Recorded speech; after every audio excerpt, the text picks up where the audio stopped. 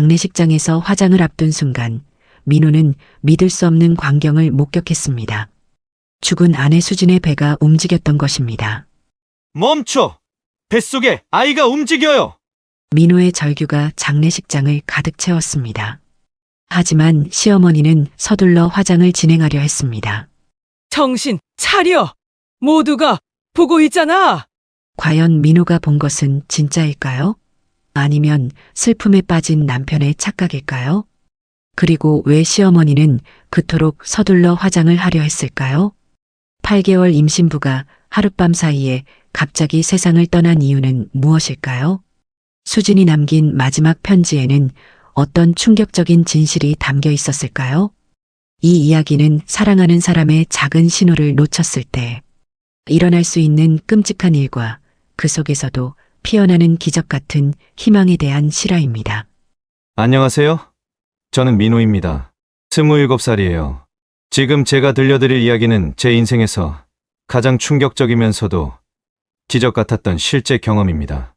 아내 수진과 저는 3년간의 불임 치료 끝에 간절히 원하던 첫 아이를 가질 수 있었어요. 수진이 8개월까지 건강하게 임신을 유지했고 저희는 곧 태어날 딸을 위해 이름도 지어두고 모든 준비를 마쳤습니다. 그런데 어느 날 밤 모든 것이 순식간에 무너져 내렸어요. 제가 겪은 이 일은 정말 믿기 어려운 일이었습니다. 만약 제가 직접 경험하지 않았다면 저 역시 믿지 못했을 거예요. 사랑하는 사람의 작은 신호를 놓쳤을 때 어떤 끔찍한 일이 일어날 수 있는지, 그리고 절망 속에서도 어떻게 희망을 찾을 수 있는지에 대한 이야기입니다. 여러분도 이 이야기를 듣고 나시면 주변 사람들의 작은 신호에 더욱 귀 기울이게 되실 거예요. 안개가 짙게 깔린 목요일 아침이었습니다. 김포시의 작은 장례식장 밖에는 무거운 구름이 하늘을 덮고 있었죠. 장례식장 안은 더욱 차갑고 무거운 공기로 가득했습니다. 27세의 수진이 8개월 된 배를 안고 관 속에 누워 있었습니다. 그녀의 얼굴은 창백했지만 평화로워 보였어요. 마치 잠시 잠든 것처럼 말이죠. 미안해. 미안해. 정말 미안해. 관 앞에 무릎을 꿇은 민호의 목소리는 속삭임보다도 작았습니다. 그의 눈은 빨갛게 부어올라 있었고 이틀 동안 면도하지 않은 수염이 지친 얼굴을 더욱 초라하게 만들었죠. 그의 손은 수진의 차가운 손을 잡고 있었지만 그의 영혼은 마치 자신도 함께 죽은 것처럼 공허했습니다. 장례식장 구석에서는 검은 한복을 입은 이씨 부인이 서 있었어요. 민호의 어머니였죠. 그녀의 얼굴은 슬픔보다는 분노와 수치심으로 일그러져 있었습니다. 그녀의 눈빛은 얼음장처럼 차가웠고 입술은 단단히 다물려 있었어요. 그녀는 아들이 관 앞에서 흐느끼는 모습을 차갑게 지켜보고 있었습니다. 얼마나 갑작스럽게 죽었는지, 어제까지만 해도 괜찮았다면서 8개월 임신한 여자가 그렇게 갑자기. 주변에서 친척들과 조문객들의 속삭임이 들려왔어요. 누구도 큰 소리로 묻지는 않았지만 모두가 같은 의문을 품고 있었습니다. 어떻게 건강하던 임산부가 하룻밤 사이에 숨을 거두게 되었는지 말이죠. 이씨 부인이 관 옆으로 다가왔습니다. 그녀의 목소리는 낮았지만 단호했어요. 오늘 중으로 화장해야 한다. 더 이상 가문에 눈칫밥을 끼치게 할 순 없어. 민호는 고개를 들어 어머니를 바라봤습니다. 그의 눈에는 혼란스러움이 가득했지만 반박할 힘이 없었어요. 평생 어머니의 말에 순종해온 그였습니다. 수진이 살아있을 때도 그랬죠. 아내가 어머니에 대한 불만을 토로할 때마다 그는 어머니는 우리를 위해서 그러시는 거야 라고만 말했었습니다. 하지만 아이가, 민호의 목소리가 떨렸어요. 법적으로 문제 없어? 의사도 사망 확인했잖니. 더 오래 두면 소문만 더 커질 뿐이야. 이씨 부인의 눈빛은 흔들림이 없었습니다. 주변의 조문객들은 그 대화를 듣고 더 작은 소리로 속삭였어요. 민호의 가족은 김포에서 작은 제약회사를 운영하는 중산층 가정이었지만 이씨 부인은 항상 체면을 중요시했습니다. 갑작스러운 며느리의 죽음은 분명 그녀에게 큰 수치였을 거예요. 승려들이 들어와 마지막 의식을 준비하기 시작했습니다. 향이 피어오르고 연불소리가 장례식장을 채웠어요. 민호는 마지막으로 수진의 얼굴을 바라봤습니다. 그녀의 입술에는 희미한 미소가 남아있는 것 같았어요. 결혼식 날 그녀가 지었던 그 화사한 미소가 아니라 마치 무언가를 알고 있는 듯한 신비로운 미소였습니다. 민호는 수진의 배에 조심스럽게 손을 올렸어요. 8개월 동안 함께 기다려온 그들의 첫 아이. 수진이 그토록 아이를 갖고 싶어 했습니다. 3년간의 불임치료 끝에 얻은 소중한 생명이었어요. 그런데 이제 그 아이도 함께 떠나게 된 것입니다. 미안해. 아빠가 너희를 지키지 못해서. 민호의 눈물이 수진의 배 위로 떨어졌습니다. 그때였어요. 민호의 몸이 갑자기 얼어붙었습니다. 그의 손 아래 수진의 배에서 미세한 움직임이 느껴졌거든요. 처음에는 착각인 줄 알았습니다. 슬픔과 충격으로 인한 환상일 뿐이라고. 하지만 다시 분명히 움직였어요. 민호의 눈이 커졌습니다. 심장이 미친 듯이 뛰기 시작했어요. 그는 주변을 둘러봤지만 아무도 그의 충격을 알아차리지 못했습니다. 승려들은 의식을 계속했고 조문객들은 고개를 숙인 채 기도하고 있었어요. 곧 화장을 시작해야 합니다. 관을 닫을 시간입니다. 화장터 직원이 다가와 조용히 말했습니다. 민호는 다시 수진의 배를 바라봤어요. 그리고 그 순간 모든 것이 느려지는 것 같았습니다. 수진의 배가 다시 움직였어요. 이번에는 더 뚜렷하게, 마치 안에 있는 아이가 필사적으로 신호를 보내는 것처럼. 관을 닫으려는 직원의 손이 천천히 다가오고 있었습니다. 이씨 부인은 고개를 돌려 불만스러운 표정으로 민호를 바라봤어요. 조문객들은 마지막 작별 인사를 준비했습니다. 그리고 민호의 귀에 수진의 목소리가 들리는 것 같았어요. 우리 아이를 지켜줘. 화장로의 불이 이미 준비되고 있었습니다. 민호의 손가락 아래에서 수진의 배가 세 번째로 움직였어요. 그리고 그 순간 민호의 세상이 무너졌습니다. 멈춰. 민호의 비명이 장례식장을 가득 채웠습니다. 그의 절규는 연불소리를 뚫고 모든 사람들의 귀에 꽂혔어요. 장례식장의 시간이 순간 멈춘 듯 했습니다. 모든 머리가 일제히 민호를 향해 돌아갔어요. 승려들은 경전 읽기를 중단했고 조문객들은 충격과 혼란으로 서로를 바라보았습니다. 뱃속의 아이가 움직여요. 화장을 멈춰주세요. 민호는 관 앞에 무릎을 꿇은 채로 외쳤습니다. 그의 목소리는 사람들의 심장을 후비는 듯 했어요. 슬픔에 미쳐버린 남편의 환각이라고 생각한 사람들이 많았습니다. 일부 친척들은 안타까운 표정으로 서로 시선을 교환했어요. 이런 망신을.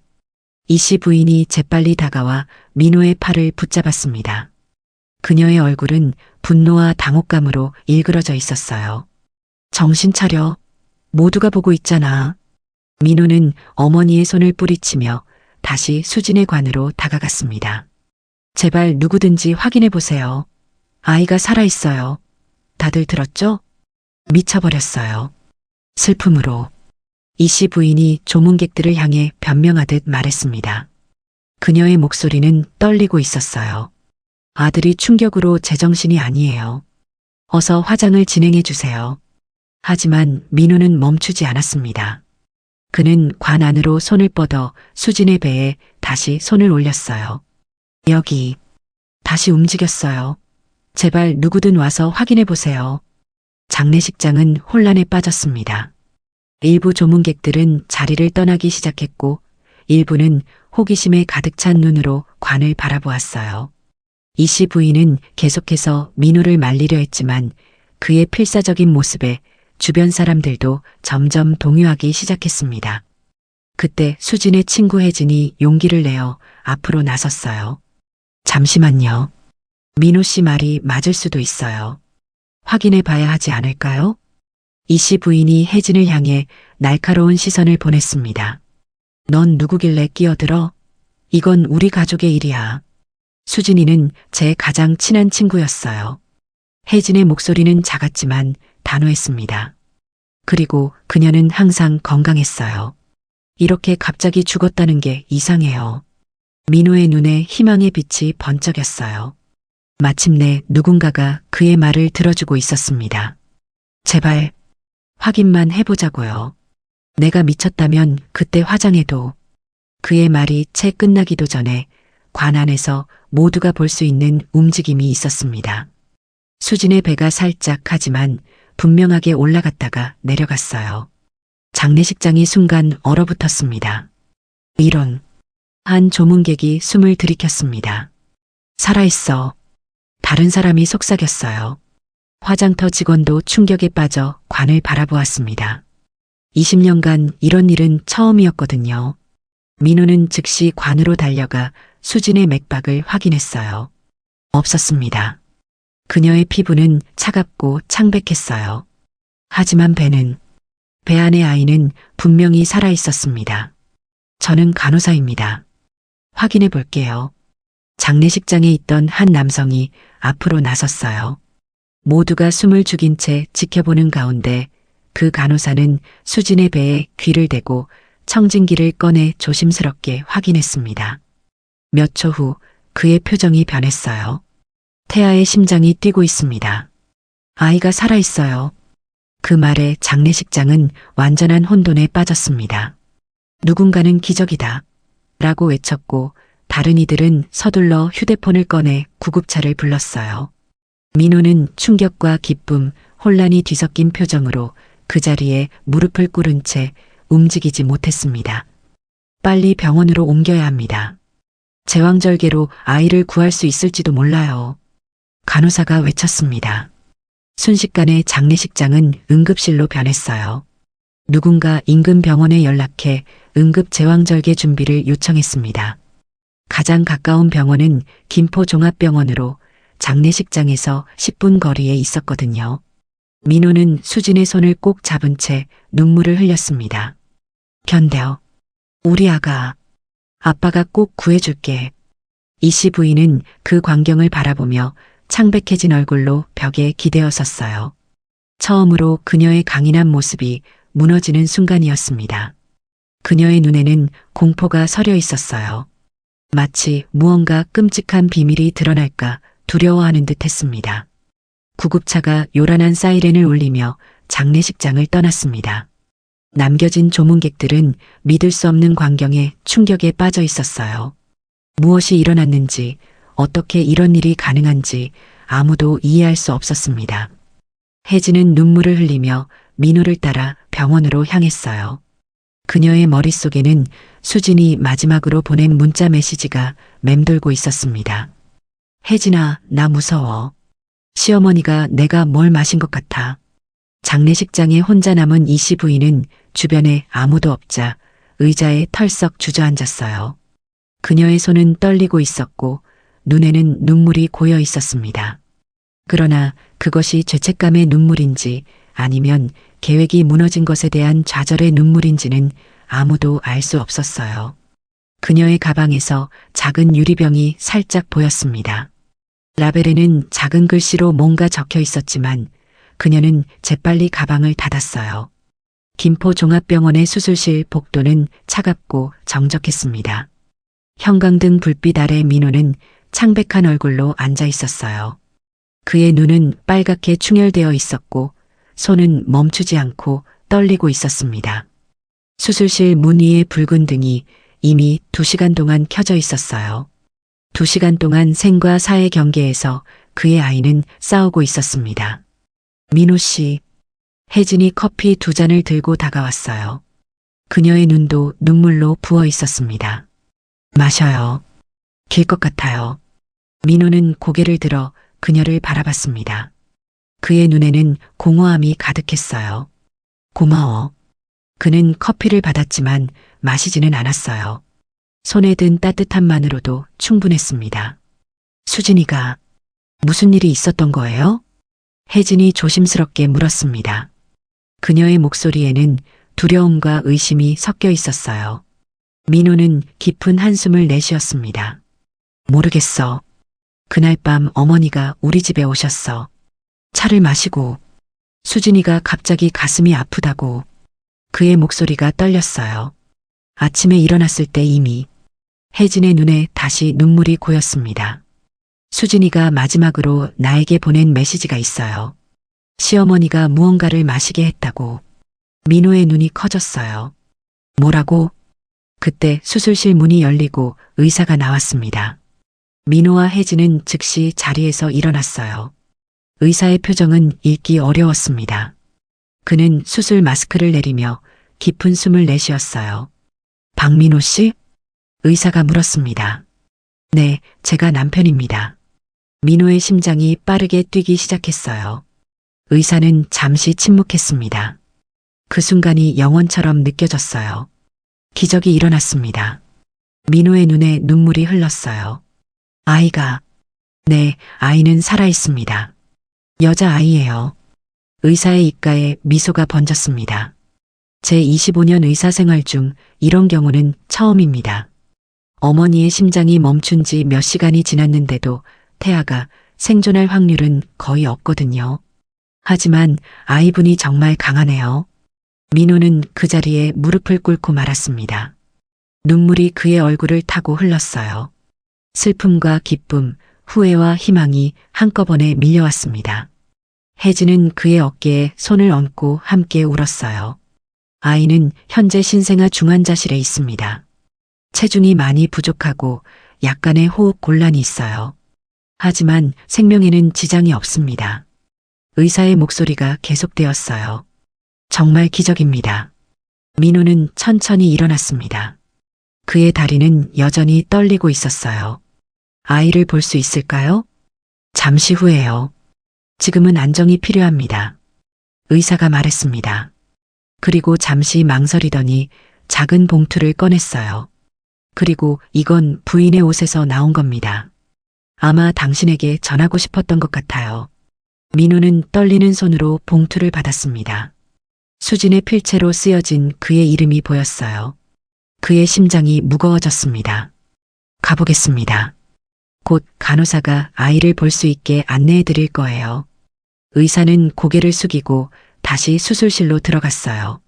민호는 병원 의자에 천천히 앉았습니다.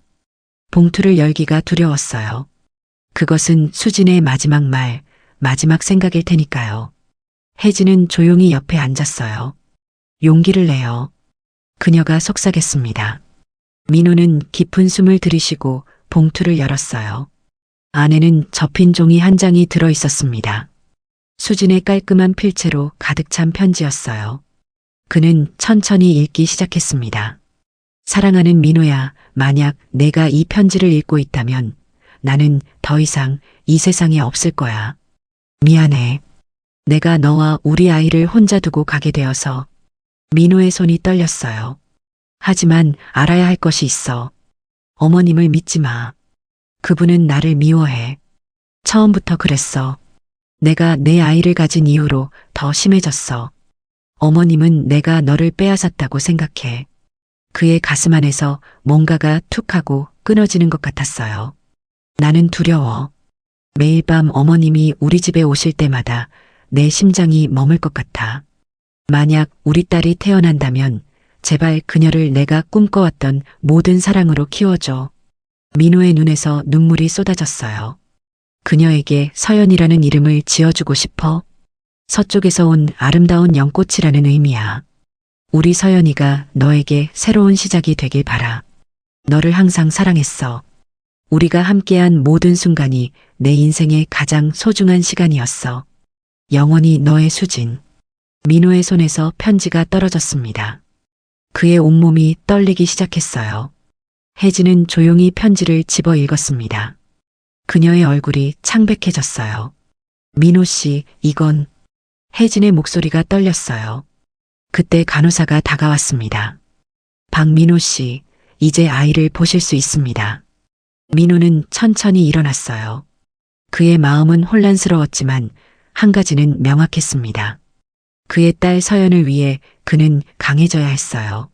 신생아 중환자실에서 작은 인큐베이터 안에 그의 딸이 누워 있었습니다. 너무나 작고 연약해 보였어요. 여러 관과 모니터가 그녀에게 연결되어 있었습니다.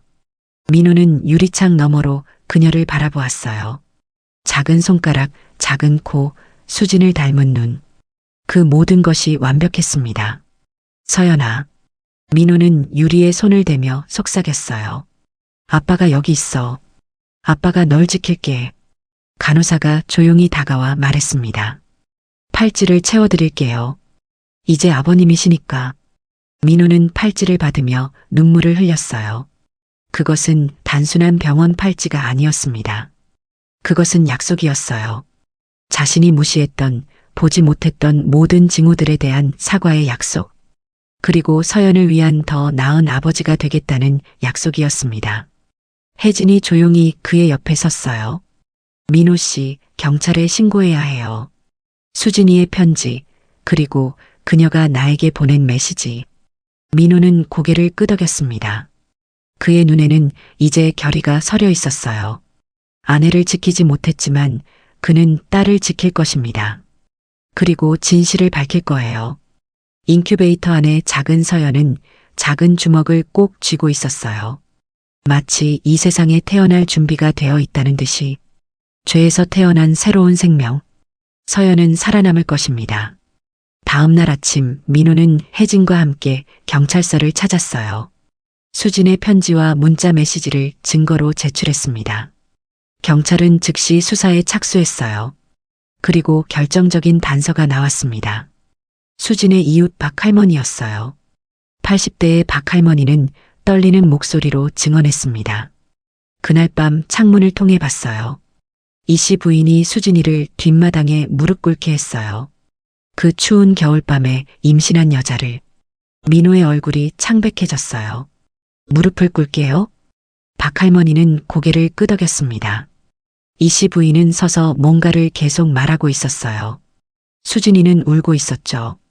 제발 그러지 마세요라고 반복해서 말하는 것 같았어요. 그녀는 깊은 한숨을 내쉬었어요. 나는 그저 창문만 바라보고 있었어요. 뭔가 해야 한다고 생각했지만 이 씨 부인을 두려워했어요. 민호의 손이 떨렸습니다. 그리고 수진이는 차를 마셨나요? 네, 이 씨 부인이 건넨 것을 마셨어요. 수진이는 거부했지만 이 씨 부인이 강요했어요. 이것만 마시면 모든 게 끝날 거야라고 말하는 것 같았어요. 더 충격적인 것은 박할머니가 그날 밤의 일부를 녹음으로 남겨두었다는 것이었어요. 무서워서 직접 나서지는 못했지만 최소한 증거는 남기고 싶었어요. 희미하지만 분명한 목소리가 녹음기에서 흘러나왔습니다. 넌 그저 짐일 뿐이야. 그 아이도 나에게는 필요 없어. 이 씨 부인의 목소리였어요. 제발 아이에게 해를 끼치지 마세요. 수진의 흐느끼는 목소리가 이어졌습니다. 이것만 마시면 돼. 모든 게 깨끗하게 끝날 거야. 민호는 더 이상 듣지 못하고 녹음기를 끊었어요. 그의 몸이 격렬하게 떨리기 시작했습니다. 경찰은 즉시 수진이 마신 차를 분석했어요. 결과는 충격적이었습니다. 심장병 치료제인 디곡신이 고농도로 검출된 것입니다. 소량으로는 치료제이지만 과다 복용하면 특히 수진처럼 약한 심장을 가진 사람에게는 치명적인 독이 되는 약물이었어요.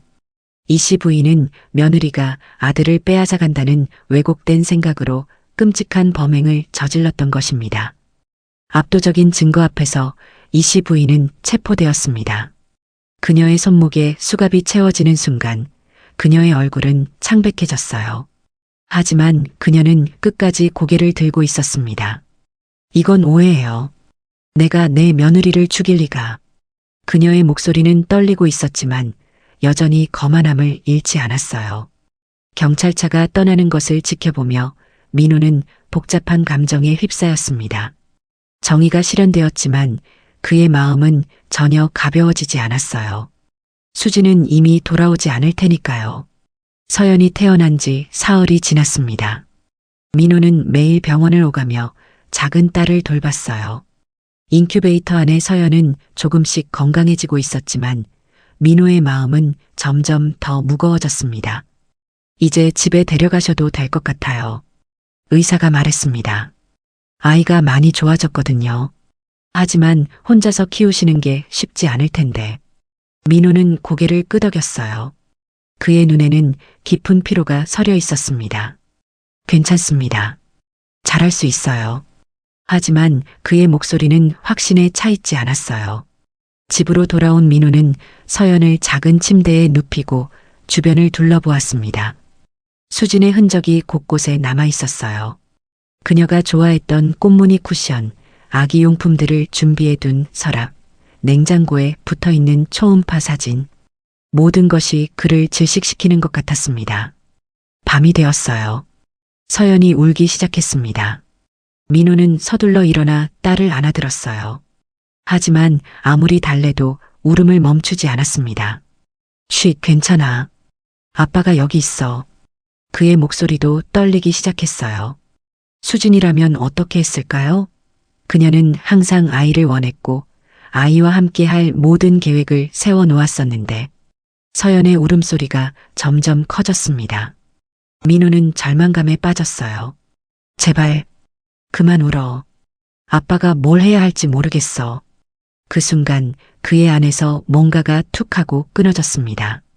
자신이 좋은 아버지가 될 수 없다는 생각이 밀려왔어요. 몇 주가 지났습니다. 이 씨 부인의 재판이 시작되었어요. 언론의 집중 조명을 받으며 진행된 재판에서 그녀는 여전히 범행을 부인했습니다. 서울의 한 방송국 스튜디오에서 이 씨 부인이 인터뷰를 하고 있었어요. 검은색 정장을 입은 그녀는 교도소 수감복 대신 단정한 차림으로 카메라 앞에 앉아 있었습니다. 이 씨 부인, 시청자분들은 알고 싶어 합니다. 정말로 며느리를 독살하셨습니까? 앵커의 질문은 직설적이었어요. 이 씨 부인의 눈에 눈물이 고였습니다. 카메라가 그 눈물을 클로즈업했어요. 저는 오해받고 있습니다. 수진이는 제 며느리였어요. 어떻게 제가 그 아이를... 그 순간 방송국 스크린에 결정적 증거가 재생되기 시작했습니다. 박할머니가 녹음한 음성과 함께 수진이 보낸 문자 메시지, 그리고 가장 충격적인 것은 수진이 몰래 친구에게 보낸 영상이었어요. 영상 속에서 이 씨 부인은 수진에게 무릎을 꿇게 하고 차를 마시도록 강요하고 있었습니다. 당신은 그저 짐일 뿐이야. 그 아이도 나에게는 필요 없어. 스튜디오가 침묵에 빠졌어요. 이 씨 부인의 얼굴이 창백해졌습니다. 그녀는 말을 잃은 채 화면을 바라보았어요. 이 영상에 대해 어떻게 설명하시겠습니까? 앵커가 다시 물었습니다. 이 씨 부인은 떨리는 손으로 물을 한 모금 마셨어요. 그건 맥락에서 벗어난 거예요. 저는 단지... 방송이 끝난 후 역에서는 분노의 목소리가 터져나왔습니다. SNS는 이 씨 부인을 비난하는 글로 가득 찼고 민호의 집 앞에는 수진을 위한 꽃과 편지들이 쌓이기 시작했어요. 사람들은 임신한 여성을 독살한 시어머니의 이야기에 경악했습니다. 결국 이 씨 부인은 7년형을 선고받았어요. 하지만 민호의 고통은 끝나지 않았습니다. 혼자서 서연을 키우며 그는 깊은 죄책감과 우울감에 시달렸어요. 아내를 지키지 못했다는 자책감이 그를 짓눌렀고 매일 밤 악몽에 시달렸습니다. 서연 또한 밤마다 울곤 했어요. 마치 어머니의 고통을 느끼는 것 같았습니다. 미안해, 서연아. 아빠가 정말 미안해. 민호는 딸을 안고 눈물을 흘렸어요. 그의 마음속에는 점점 더 어둠이 깊어지고 있었습니다. 절망에 빠진 민호는 결국 끔찍한 결심을 하게 됩니다. 서연을 포기하기로 한 것이었어요. 안개가 짙게 깔린 강원도 아침이었습니다. 구불구불한 산길을 따라 한 대의 차가 천천히 올라가고 있었어요. 민호는 핸들을 꽉 쥐고 앞을 응시했습니다. 그의 눈은 충혈되어 있었고 며칠째 제대로 면도를 하지 않은 수염이 얼굴을 덮고 있었어요. 뒷좌석에는 서연이 카시트에 앉아 조용히 잠들어 있었습니다. 6개월이 된 그녀는 이제 아기다운 통통한 볼과 수진을 닮은 눈을 가지고 있었어요. 이게 맞는 걸까? 민호는 중얼거렸습니다. 그의 목소리에는 깊은 의심과 고통이 묻어 있었어요. 차가 산길을 벗어나 작은 사찰로 향하는 길로 접어들었습니다. 월정사의 작은 부속 암자. 그곳은 전통적인 한국 사찰의 아름다움을 간직한 채 깊은 산속에 자리 잡고 있었어요. 민호는 차를 주차장에 세우고 잠시 눈을 감았습니다. 결정하기까지 며칠을 고민했지만 이제 그는 확신했어요. 서연에게는 더 나은 환경이 필요했습니다. 더 나은 부모가 필요했어요. 민호는 뒷좌석으로 가서 조심스럽게 서연을 안아들었습니다. 그녀는 잠에서 살짝 깨어 눈을 깜빡였지만 금방 다시 잠들었어요. 민호는 그녀의 작은 이마에 입맞춤을 했습니다. 그의 눈에서 눈물이 흘렀어요. 미안해, 서연아. 아빠가 정말 미안해. 사찰 입구에는 중년의 스님이 그를 기다리고 있었어요. 지난주 민호가 전화로 연락했을 때 그녀는 아무 질문 없이 이해해 주었습니다. 오셨군요. 스님이 부드러운 목소리로 말했습니다.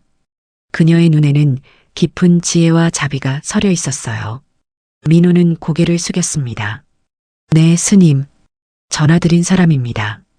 들어오세요. 차 한잔 하시죠. 민호는 스님을 따라 작은 법당으로 들어갔어요. 내부는 소박하지만 따뜻했습니다. 벽에는 불화가 걸려 있었고 작은 불단 앞에는 향이 피어오르고 있었어요. 아이를 여기 내려놓으세요. 스님이 작은 요를 가리켰습니다. 민호는 조심스럽게 서연을 요 위에 눕혔어요. 그녀는 깊은 잠에 빠져 있었습니다. 민호는 그녀의 작은 얼굴을 마지막으로 바라보았어요. 그리고 주머니에서 편지를 꺼냈습니다. 이건 서연에 대한 모든 정보입니다. 생년월일, 건강 상태, 그리고 그녀의 이야기. 스님은 고개를 끄덕이며 편지를 받았어요. 마음이 많이 아프시군요. 민호는 눈물을 참으며 고개를 끄덕였습니다. 제가 좋은 아버지가 될 수 없을 것 같습니다. 서연은 더 나은 가정, 더 온전한 가정이 필요해요. 스님은 잠시 민호를 바라보았어요. 그녀의 눈빛은 판단하지 않고 단지 이해하는 눈빛이었습니다. 차를 마시고 가세요. 민호는 머뭇거렸어요. 빨리 떠나는 것이 서연과 자신 모두에게 더 나을 것 같았습니다. 하지만 그는 스님의 권유를 거절할 수 없었어요. 스님은 민호에게 차를 건넸습니다. 따뜻한 녹차였어요. 이런 결정은 쉽지 않습니다.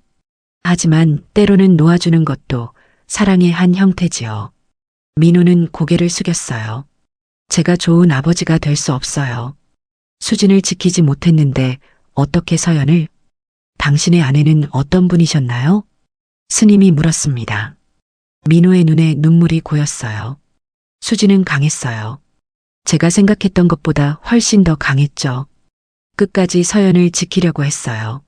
자신의 목숨을 걸고. 그리고 지금 당신은 무엇을 하고 계신가요? 스님의 질문은 부드럽지만 날카로웠어요. 민호는 혼란스러운 표정으로 스님을 바라보았습니다. 저는 서연에게 더 나은 삶을 주려고.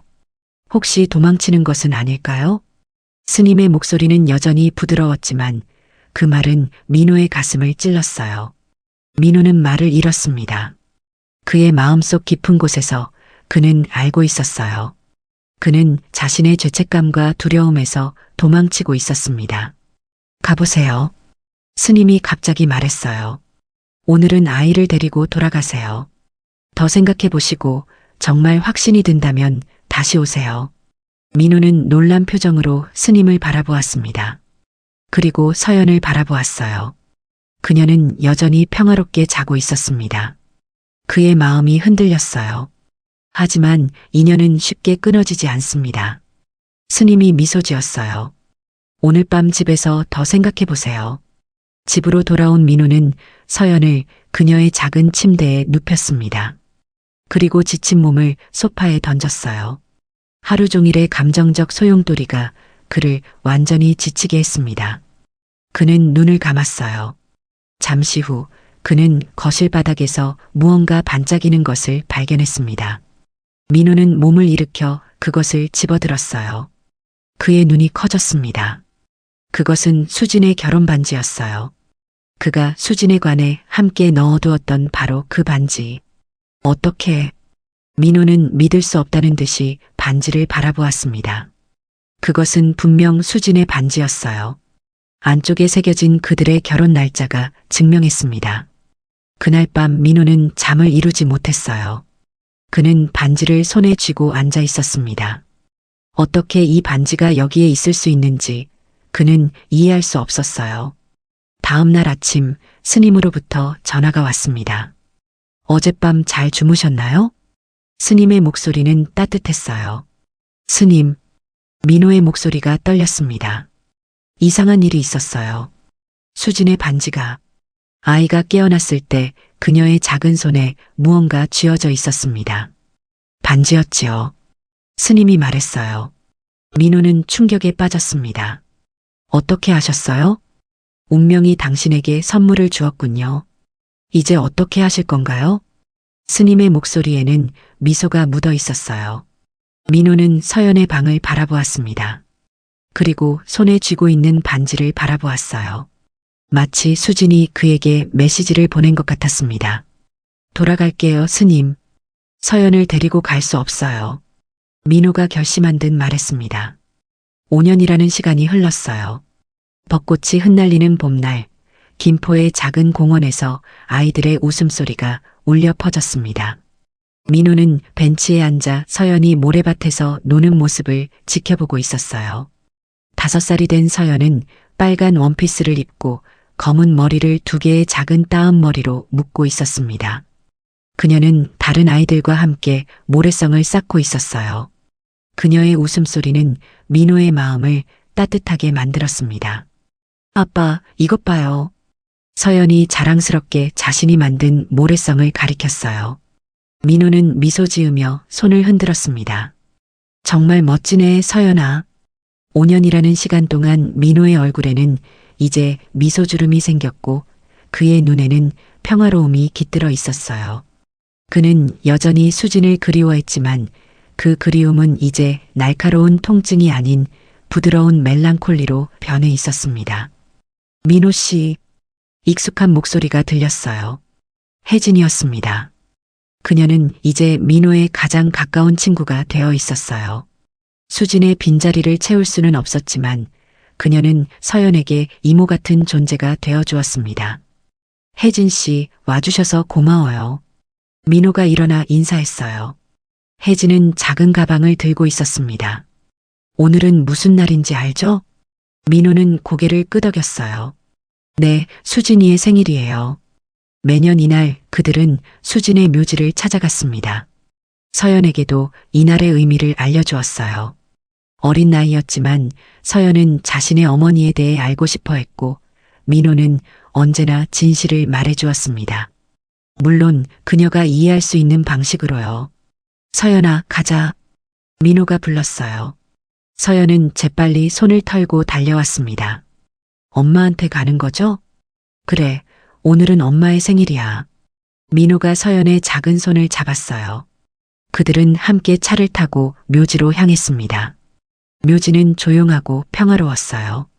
햇살이 비치는 언덕 위 수진의 묘비는 깨끗하게 관리되어 있었습니다.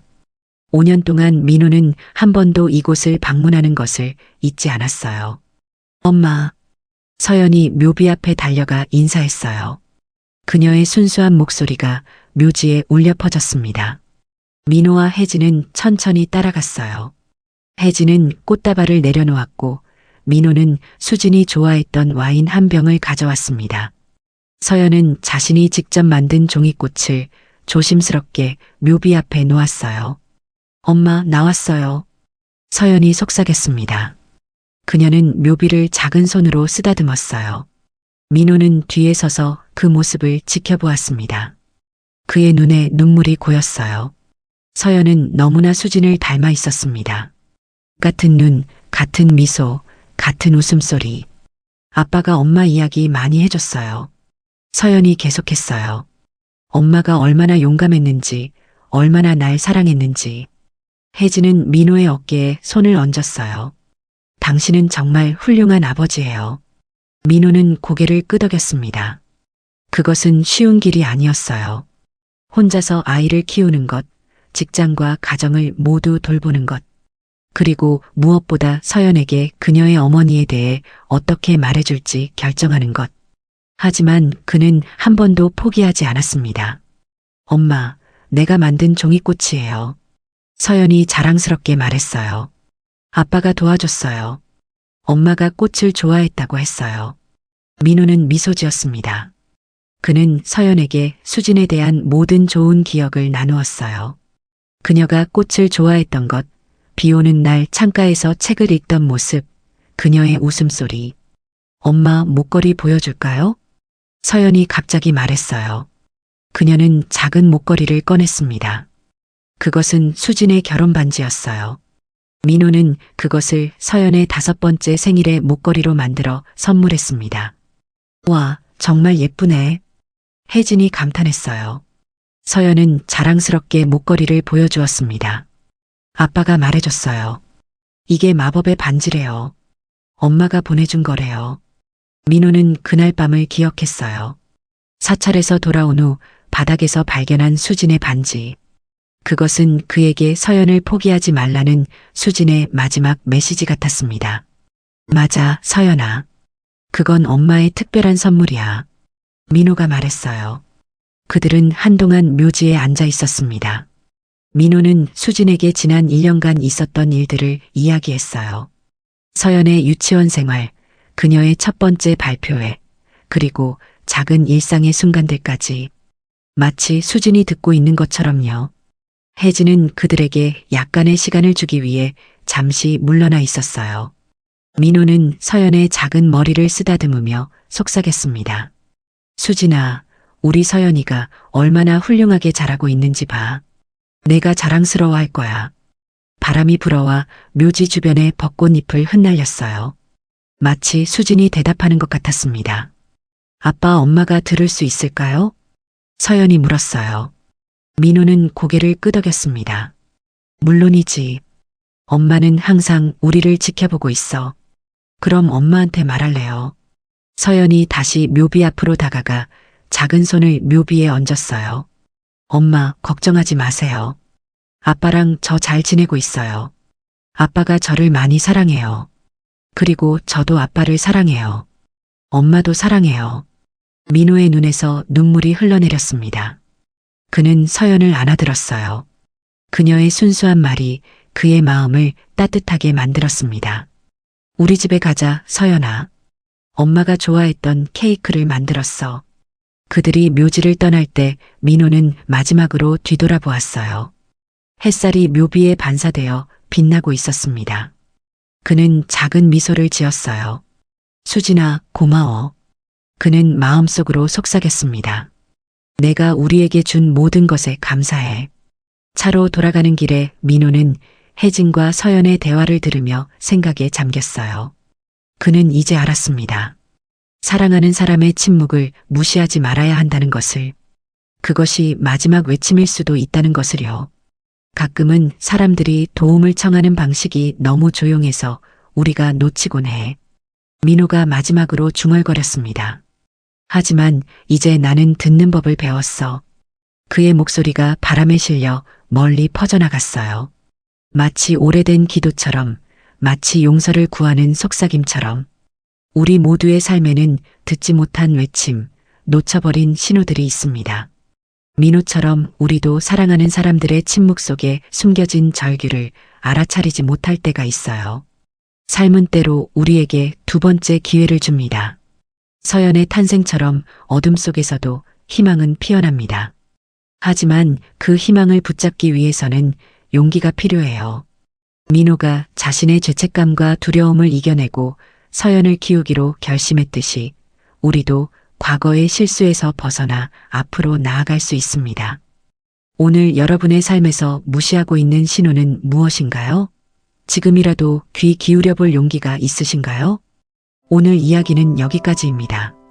민호의 이야기를 통해 우리는 중요한 깨달음을 얻을 수 있습니다. 사랑하는 사람이 보내는 작은 신호들을 절대 무시해서는 안 된다는 것입니다. 때로는 도움을 청하는 목소리가 너무 작아서 우리가 놓치기 쉽지만 그 작은 신호가 생명을 구할 수도 있고 비극을 막을 수도 있습니다. 또한 이 이야기는 절망적인 상황에서도 희망을 포기하지 않는 것의 중요성을 보여줍니다. 민호가 마지막 순간에 용기를 내어 외쳤기 때문에 서연이라는 소중한 생명을 구할 수 있었습니다. 그리고 혼자서 아이를 키우는 어려움 속에서도 포기하지 않고 사랑으로 서연을 키워낸 민호의 모습은 우리에게 진정한 부모의 사랑이 무엇인지 알려줍니다. 우리 모두 주변 사람들의 침묵 속에 숨겨진 외침에 더욱 귀 기울여야 하지 않을까요? 영상이 마음에 드셨다면 좋아요와 구독 그리고 다른 분들과 함께 이 영상을 공유해 주세요. 그리고 댓글로 여러분은 과연 어떤 선택을 했을지 알려주세요. 당신의 이야기도 기다리고 있습니다.